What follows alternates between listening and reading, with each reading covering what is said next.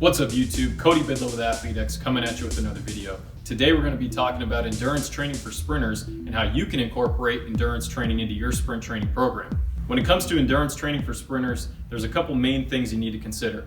First of all, do you need more work capacity, or do you need to have the endurance that is required to run something like a 100 meter or 200 meter dash in one high intensity bout without stopping?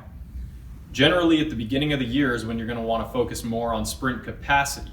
Sprint capacity workouts are going to range from acceleration to speed distances, so they could be anywhere from 20 to 70 meters per repetition. You're going to be doing them at a really high intensity level, but the rest periods are short. So that way you're challenging the body to bring energy into the muscles, into the brain, and get everything ready to go for that next rep. You're challenging the body not by distance, but by repetition, by short rest intervals with those repeated efforts at high intensity levels.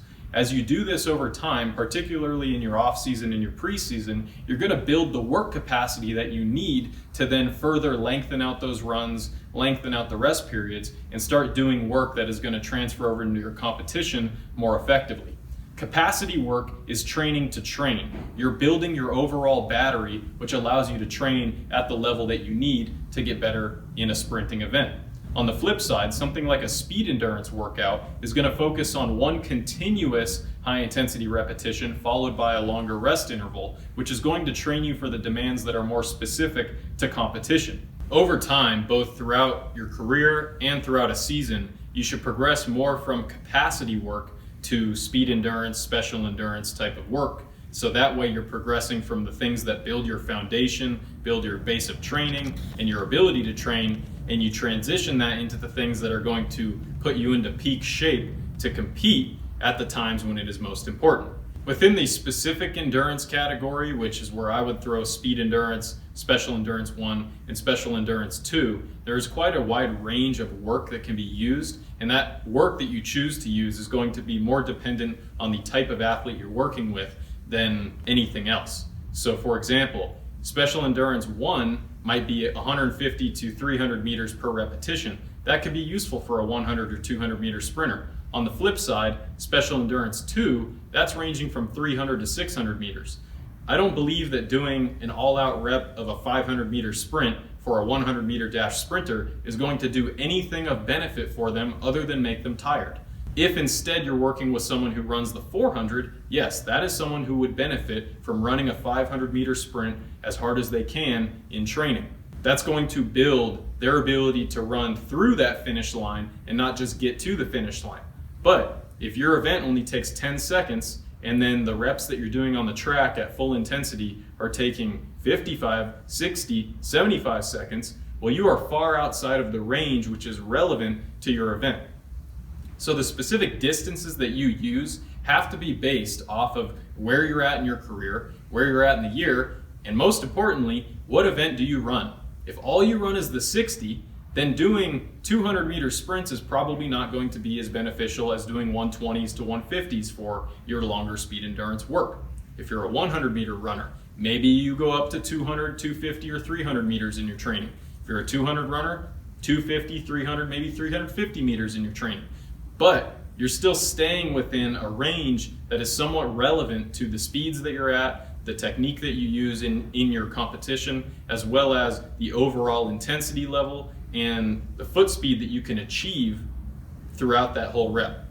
If what you're doing on the track for your endurance work makes you run really slow at the end, running really slow is not going to transfer to running really fast in any direct way. So you have to keep that in mind as far as what are you doing on the track and how is it relevant to what you need to do when you compete. Now, outside of the types of endurance training which are strictly related to sprinting, we also have tempo endurance running. Tempo endurance workouts are going to range from 100 meter reps all the way up to maybe a 400 meter rep, but these are going to be done at 50 to 75% effort, and they're going to use, once again, shorter rest intervals. These are going to allow you to build general aerobic qualities of endurance. They're going to build overall muscle tissue, connective tissue, and they're going to give you a lot of opportunities to hit and bounce off the ground, which is going to help develop the tendons in your legs, the circulation throughout your whole body, and just make you a more overall fit person. Now, these workouts are not going to make you run faster in any direct way, but they can give you a fundamental base of cardiovascular capabilities, and these are what's going to help you do these other types of training and be able to be in shape enough to handle them. Outside of endurance training that incorporates strictly running, there are other things you could do. For example, you could do endurance bounding, or you could take sprint drills you use in your warm-up, lengthen the distance over which you do them, and shorten the rest period. Also, you could take something like a bodybuilding workout, do it with your breath held each set, and do it with short rest in between each set, and now that's going to make you really, challenged for oxygen. If you hold your breath while you're doing a bench press, that's going to be challenging. So that's another way where you could target some general endurance qualities while you're doing other things like the bodybuilding, or while you're trying to develop elasticity, spatial awareness of how you're projecting through the air using bounds. Well, you could do them over a longer distance, shorten the rest, and that's also going to help develop more general but somewhat specific endurance qualities that can be relevant for sprinting. Something like an endurance bound or an endurance drill is going to be really good for building specific strength in certain areas, such as the hamstrings, the hip flexors, the ankle, the feet, but you can incorporate or modulate those shorter rest periods so that way you are challenging the body for some sort of endurance quality. Now, similar to the sprinting, where you could do a sprint capacity workout or more of a specific endurance workout like a speed endurance workout, well, you could do the same thing with the bounds. You could do the bounds where you're going for as hard as you can but with short rest intervals to build that capacity, or you could do them over really long distances like 120 meters of bounding. Now, not everybody's going to be able to do that, but if you can, well, that's another way where you could take something that is in that category of training to perform, like speed endurance, like special endurance, where you're doing all out as hard as you can for one single rep followed by full rest. You could take that same idea and apply it to endurance bounding, to where now you're blending different types of work, but into the same overall category of work.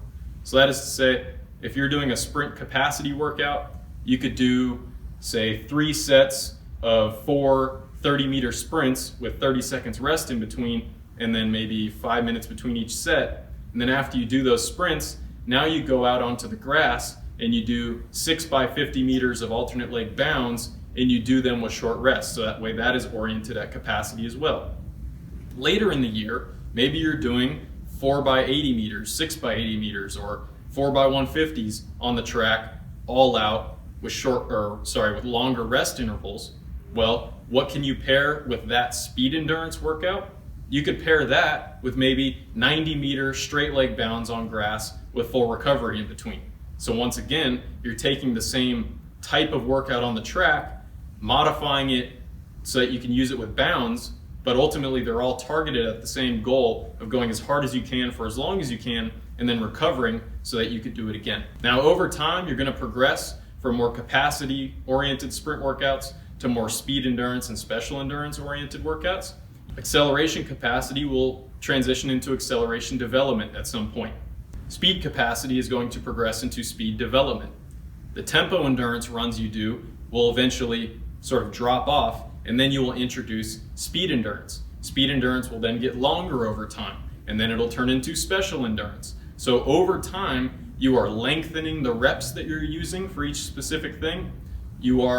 Once you progress to using short rests and you can handle that, say in your speed capacity workout, well, now you're going to progress those rest periods to be longer as well. So that way those speed reps you're doing are going to be higher quality.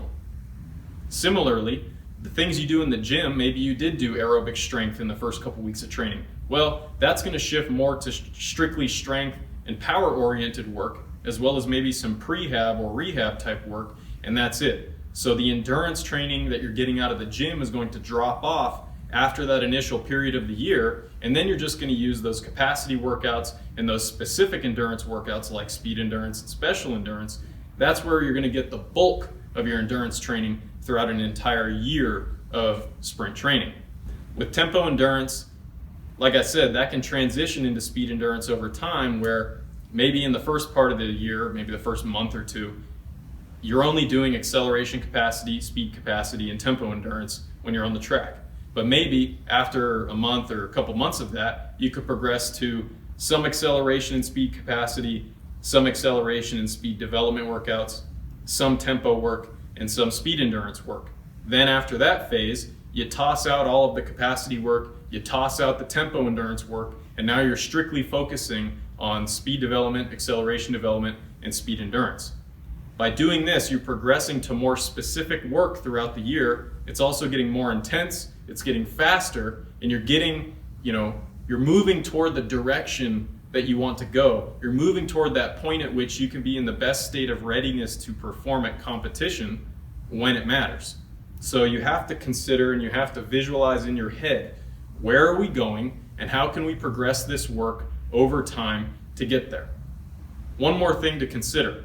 If you could do a capacity workout and you're fine, you could do it, your times don't get any slower throughout the workout, you can handle really short rest periods and still do it, I don't necessarily think it's going to be in your best interest to keep hammering on that when you could be spending that time working on developing your acceleration capabilities or developing your force production capabilities in the gym. Maybe that energy you're spending on capacity could be better used in a speed development workout, in a speed endurance workout, or in a power development workout in the gym. So just because all of these aspects of training could be included in someone's program throughout a whole year doesn't mean you need to. But at the same time, if you're watching this video, you're probably not an elite sprinter, so you probably do need to develop these capacity qualities.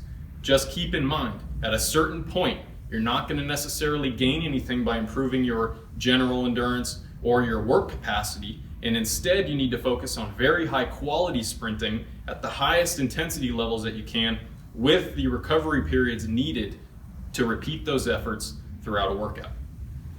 Thank you guys for tuning in. I really appreciate you watching this video. While you're here, please hit a thumbs up so YouTube knows it's a good video and it'll show it to other people. Share it with a friend if you think they could benefit. Subscribe if you haven't. And please leave a comment below. Let me know your thoughts on this video, what you do for endurance training, and maybe someone else can learn something from what you have to say. So thank you guys once again for tuning in. I really appreciate it. I'll catch you guys next time. This is Cody Bidlow with ATHLETE.X, signing off.